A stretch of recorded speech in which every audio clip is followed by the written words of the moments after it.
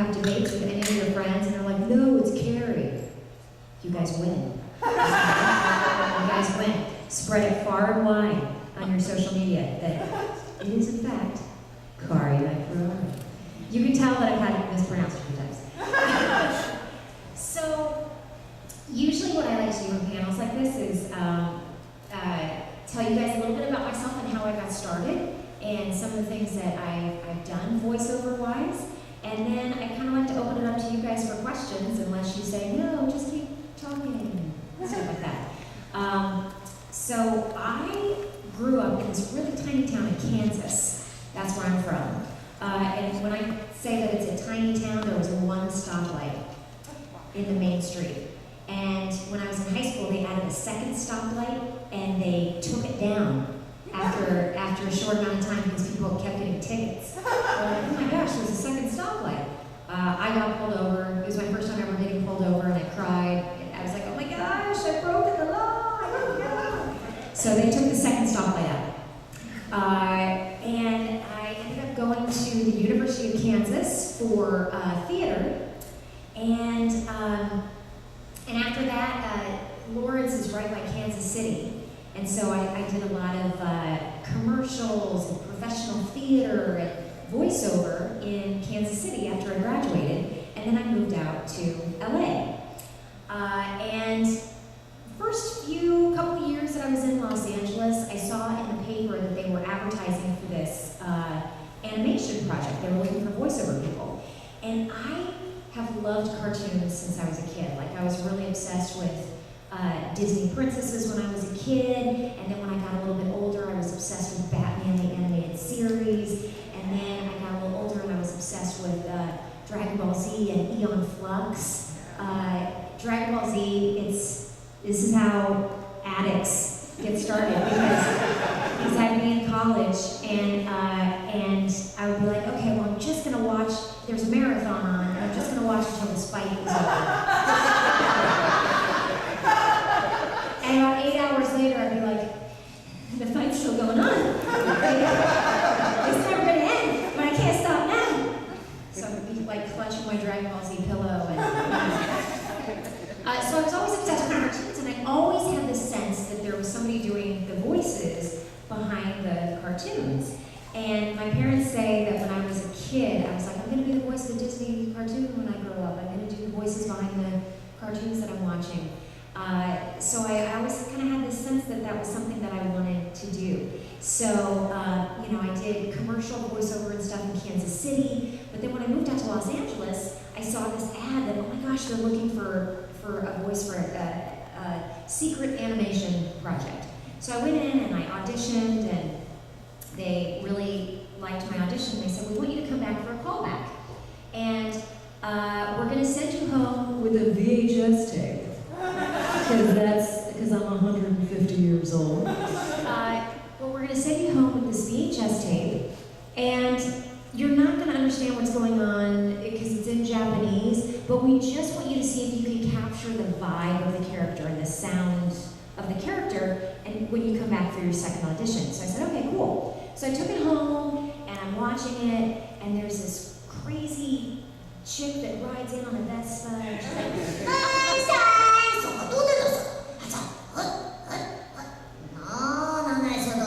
so I don't have any idea what's going on in this scene, but that seems to be kind of the character. So I go in for my second audition, and they say, we really want to give you this part. Do you have any experience dubbing things into English? I said, no, I've never done it before, but I'd love to try. So they hired me, and it was Haruko in FLCL. That was my very first anime job / animation job. Yeah. So people ask me, well, what was that like recording that? And it was terrifying. It was really scary because I didn't know how to dub, and I'm going into the studio, and they have all of these clients from Japan that have flown in to oversee the dub. And the thing that was really cool with FLCL is that they took a lot of time with it. Like a lot of times with anime, we have to record it super fast. That's why a lot of times it's just as important for you to be fast and good at anime as to be a good actor because they're just on such a time crunch. But with FLCL, it was only 6 episodes long, but they took a really long time to get the dub right. And that was good for me because it allowed me to learn a lot on the job, you know, and Haruko has these long, crazy monologues and stuff like that, and you have to sync everything up to picture, and then you have a room full of Japanese clients that are shaking their heads and talking very, very, you know, passionately in the booth, and I'm like, oh my God, I'm gonna get fired, I'm gonna get fired.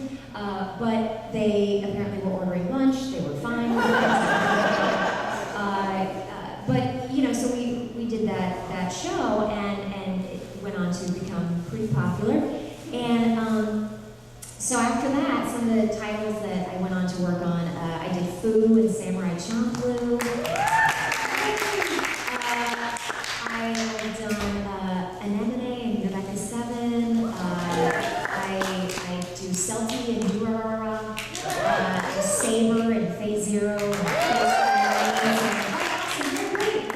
Tayuya and Naruto, Kagami and Lucky Star, and then with some of the video game side of things, I do Rain and Tales of Symphonia, which surprisingly is a game that's really old, but I sign a ton of it at conventions all the time. Like, people still love that game, so it always kind of warms my heart.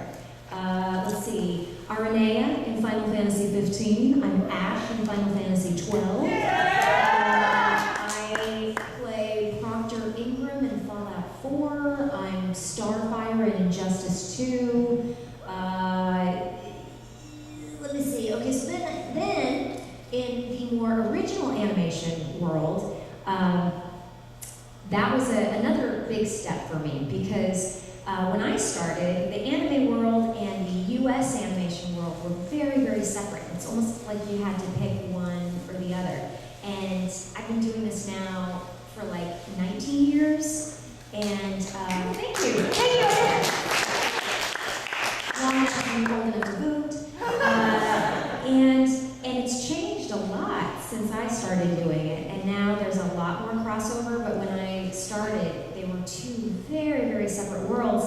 And so it got to this point where I was doing so much anime that my agents were like, we don't have time to send you out on Disney and Nickelodeon things and stuff like that, so you kind of need to make a choice of where you're going to put your time. So I took a step back from some of my anime work and started focusing on auditioning more for Nickelodeon and Disney and things like that, and that led to working in original animation. So with original animation, I've done, let's see, I do Rick and Morty. I play Jessica on Rick and Morty, and I'm also the voice of Rick's spaceship. They wrote the Keep Summers Safe episode for me because I started giving them shit in the session. I had to double check, do we have anybody under 18? Okay, we're good. So I can tell you the dirty stories.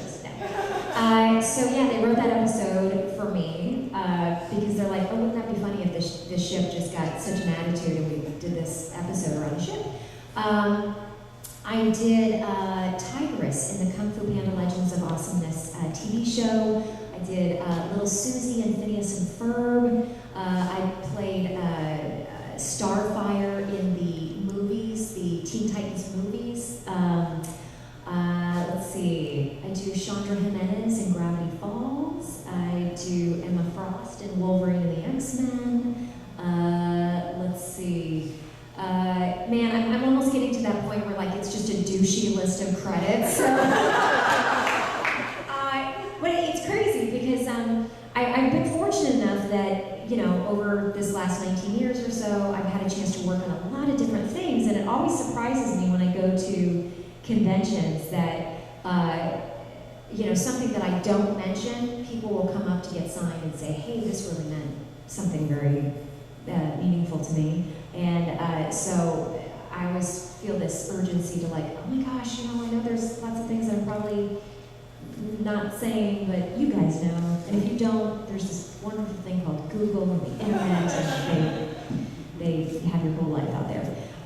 So yeah, so I've been doing it for a long time, and I've had a chance to kind of do a lot of different sides of the voiceover industry. I've done voiceover commercials as well. I was the voice of Honest Tea. Refreshingly honest. If you ever want to drink tea and you just want something with honey and just a touch of sweetness, that was me. Convincing you to drink more honest tea. And then, you've got toys, you've got talking toys. My first one kind of fun little crossover story as we're talking about anime versus original animation. One of the things that I've seen in my career is the crossover that a lot of Western shows have started being influenced by anime. And so the first Disney show that I booked was Super Robot Monkey Team Hyperforce Go. And I played Nova, the yellow monkey. And the crazy thing is I went in for the first recording session for that show, and one of the creators was wearing an FLCL t-shirt. And I said, oh man, that's incredible. I don't know do you like FLCL? And he was like, yeah, it really inspired me to become an animator. And I was like, well, I don't know if you know this, but I was the English voice of Haruko. And he wet himself. And we became great friends. But so it was really cool to see at the start of that, and I've done episodes of Voltron now, and episodes of, some of the Teen Titans TV show, with some of their things have gone off in more of that direction, and there have been so many cartoons now that are US cartoons, but that are heavily influenced by anime. So that's something that I've gotten to see over the years that I've been in this industry. So it's kind of funky, kind of cool. Symbiotic Titan, we did that. I don't know if anybody watched that on Cartoon Network, but I was Kimmy that did the booty shake dance to get help with her math homework. It's a very famous episode. So that's kind of been my journey. But at this point, I kind of want to just check in with you guys to see if you have questions that you'd like me to answer. We have a cordless mic for you guys. Yes, we have a question here right now. Check, testing, 1, 2, 3.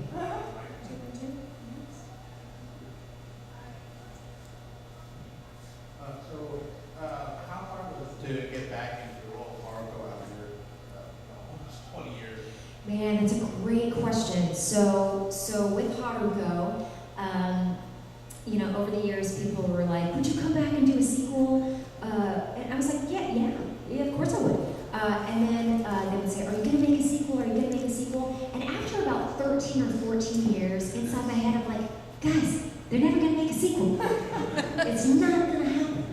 And then, sure enough, like 17, 18 years later, they called and they're like, "So if we made a sequel, would you come back?" I was like, "Oh my gosh, yeah." So Adult Swim did a season 2 and 3, 6 episodes each of FLCL, and it was an amazing process because in that case, they were creating it in Japan and the US at the same time. And they were doing it all out of order. So sometimes I'd show up to the studio and there would just be pencil drawings of an episode from season 3. And the next week I would show up and I'd be dubbing a fully animated episode from season 2. And then the next episode would be something from season 3, and they wouldn't have the mouth done, but they'd have other parts of it done. So it was fascinating to see that process all out of order and to just see the artwork. And they took so many creative risks with that because they pretty much brought in a whole new team, because the guy that kind of created it the first time around, he's like, you need fresh blood. You need fresh artistic minds to come in here and just re-envision it, because FLCL was all about pushing boundaries and taking risks and chaos and all the things that make puberty crazy and weird and fun. So, with one of the seasons, they had a different artist for every episode. So stylistically, it just looked a little different for each episode. And it was really fascinating. As far as coming back for Haruko, I went in for the first session, and it was like putting on this really old, comfortable sweater. And we recorded the first couple of lines, and everybody in the studio just went, there she is. And it was a pretty emotional experience for us, because any of you guys know Stephanie Shea? She's sitting over there and stuff like that. Stephanie will always have such a special place in my heart, because she was one of the 2 people that took a chance on casting me as Haruko all those years ago. And we've become good friends since then, and she is just amazing. And so to get to work with her again on the project, and Maki and some of those other folks that were with me at the very, very beginning, it was kind of an emotional experience. It was like, I was jumping into this thing. One of my favorite stories with Stephanie is we were working on the first round of FLCL, and she said, "Oh man, the fans are gonna love you." And I said, "We have fans? Like there are fans for this thing?" And she's like, "Yeah, they do conventions and stuff." And I was like, "You're kidding, are you serious?" She's like, "Yeah." So, to go from that to last year going to some of the biggest conventions in the country and announcing that we were coming back with these sequels and stuff like that, it was a really emotional experience. It was one of those full circle moments in life that was really special. Questions? Burning desires to know things. You don't look like you have a burning desire. You look like you have a half-hearted desire. Yes, there he is. Yay! I was just curious. I was curious how hard it is to match up like the lip flaps and all that. Like, you ever have to say things in really weird ways to make it work? That's a great question. Syncing things up, it's very technical and very meticulous. So as you do it more in anime, you get better and better at it. But sometimes it is really hard. I remember, again, with FLCL, the first time, pronunciation is hard too. So there was a time where I had to say Haruko, like 3 times really fast. And there's a whole outtakes reel of me mispronouncing it about 16 to 17 times. And when they came back to do it for the sequels, there was another actress on the sequels that they have a whole outtake reel of her trying to say the name. And I was like, yes, girlfriend, you know now. But like, for anybody that's watched the second season of FLCL, when Haruko unveils herself in the classroom and there's that really super long monologue, I think that we synced that up in 2 takes. So it's crazy. Like after a while, you get just a weird timing for it in your brain. But yeah, other times you'll have one line and you'll just do it 100 times because you're just like, yeah. All right, I think I saw a hand back there. Kind of two related. One, since you said is it working? Yep. Okay. Since you said that you were interested in Disney, how did it feel finally kind of working with them? And who's your favorite Disney princess? Oh my gosh, you're the first person who's asked me that. Oh, okay. Well, first of all, my favorite Disney princess is Belle. Because I was like, thank you, Disney, for finally getting a chick up in this house that likes to read. I mean, because I'm a huge reader and I read all the time, and I just thought she was so smart and just cool, and I love my dad, relationship with her father and stuff like that. So yeah, so Belle was my favorite. Although Ariel hit me at a really angsty time where I was like, yeah, nobody understands me. So get it. But then later on I was like, wait a second, he likes her when she doesn't talk anymore? What? Yeah, so anyway, that's a whole nother philosophical discussion for another day. But as far as working for Disney, it was very special. Because I came across this list of goals that I had written out when I was in 7th grade. You know, it was one of those things where you had to do a class assignment, you had to write out goals of like what you want to accomplish one day. And I found them in a box a handful of years ago. And one of the things I wrote down was be the voice of a Disney cartoon. Run a marathon was another one, which I've run 3 since then. So it's very, very special. And when you go on the big Disney lot, they have this one building, and the 7 pillars of the building are these huge pillars in the statue of the dwarves. So it's like, yeah, it's a magical feeling, and so I feel like every time I've hit a landmark like that, it's been very meaningful to me. Another quick throwback story, you know, I was very inspired by Batman the Animated Series when I got a little older, and I remember just rushing home to watch it, and my parents would post newspaper clippings on my refrigerator about the cartoon and stuff because I was so excited about it. And Andrea Romano is the voice director for that show. And at the end of the credits, if you ever watch it, you'd see voice direction and casting, Andrea Romano. So I went to the bookstore and I looked up her address and I wrote her a letter when I was in 8th or 9th grade. And I said, "Dear Andrea Romano, I just wanted to let you know that I really enjoy your voice direction on Batman the Animated Series, and I love the show, and I really hope that I get to work with you one day because I'm going to move out to Los Angeles and be a voice actor." And years later, Ben 10, I played Charmcaster in like 3 different versions of Ben 10, and Andrea was the director.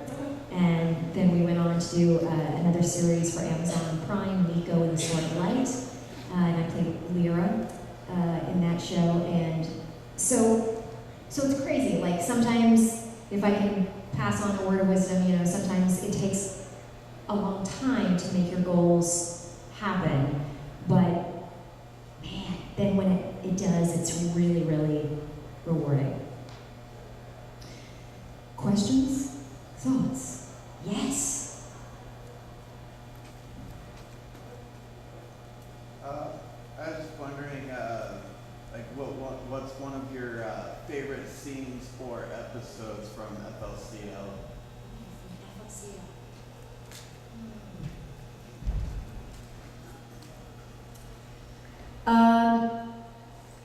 As far as the first series, I loved the manga, the crazy manga scene. That was such a trip. I loved the bunny suit scene. That was really fun. The second time around, I can't say it because the gentleman's recording, and if my parents ever see it, I'll be in a lot of trouble. But let's just say that there's a fantastic line where Haruka is talking about something that rhymes with Venus and is whipping out this huge guitar and talking about the size of the Venus. And we fought really hard for that line. We fought, like, we had various people from Adult Swim were like, "You gotta keep this line in. You gotta keep this line in. It's just too fun." Because we all loved it so much, and it was just like, you know, tapping into that, you know, machismo. So that was probably my favorite moment of the sequels. Yes, I see 2 questions, so we'll get to you both, I promise. That just reminded me, in season 3, I guess. Was that the first time you ever rapped? The rap! It was not the first time I had rapped, oddly enough, but it was the first time that I had rapped a Japanese rap to English. And going back to your thing about recording stuff over and over and syncing it up a lot, that is the hardest thing that I've ever had to sync. Because, first of all, you're trying to translate something that, because part of the exact translation just didn't make sense from Japanese to English, and then syncopation-wise, it didn't sync up.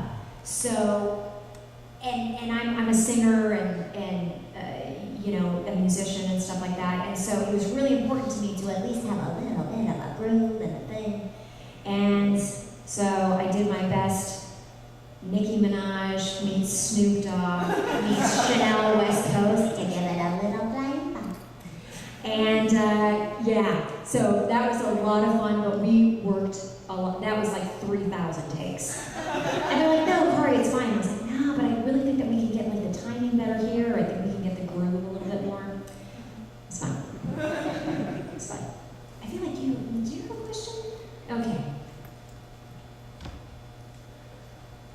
For someone who doesn't have like a theater background, how would you recommend like getting your voice or like exercising it to kind of express the capabilities of it? That is a fantastic question, and I'll walk you guys through it right now.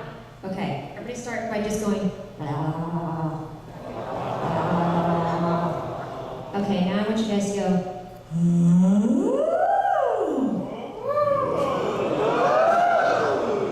Now I want you guys to go. She's not doing it. Come on, everybody's got to do it. See, there you go. And that's how you start. I'm going to tell you a secret right now, guys, is that with voiceover, you can't be afraid to look really silly.